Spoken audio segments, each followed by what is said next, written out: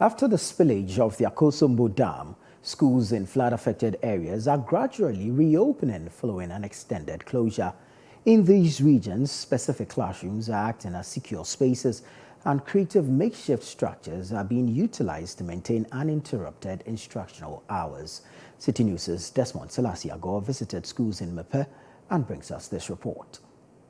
Following the Akosombo Dam spillage, schools in flood-affected regions are resiliently returning to normalcy. After months of closure, educational institutions are gradually reopening, showcasing the community's determination to overcome the challenges posed by the disaster.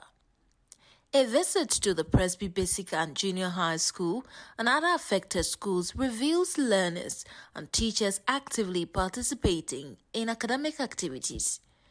However, the road to recovery is unconventional as students and teachers adapt to makeshift classrooms beneath the shelter of trees and tents. Despite these challenges, the spirit of education prevails, with students actively engaging in their studies amidst unique circumstances. Daniel Mensah, the head teacher at the Presby Basic School in Mepe, acknowledges that learning conditions are not ideal, but notes that the situation is gradually improving. So gradually we started and we are managing, but we have less than half of our learners present because most of them are displaced, some are in other camps. So those you can see here are mostly those who are using the campus as camps and those who are in surrounding houses which are fortunate not to be flooded. So that is the situation so far. He, however, calls for public support to ensure learners in the affected areas are not left behind in their academic pursuits. We need reading materials, textbooks, storybooks, writing materials, exercise book, pens and pencils. And we also appealing to organizations that might have not be using their desktop computers that they park somewhere. If they can, we can still use them because we need them. The assembly member for the Mepe electoral area appeals to authorities to find lasting solutions to the educational challenges post-flooding.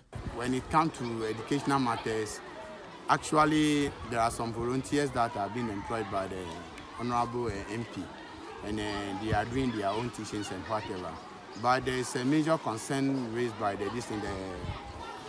community people that if a school can be restored back, that pupils can go back to their various classrooms and start learning.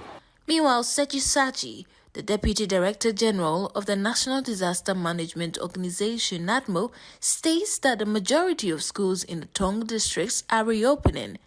He assures that all schools will be fully operational by the end of the week. It's just a few places, so most schools are in session. In Central Town here as we speak, all schools are in session. It's only in North Town that we have a few of the schools not yet in session. Even that, we are hopeful that by the close of the week, those schools will be up and running.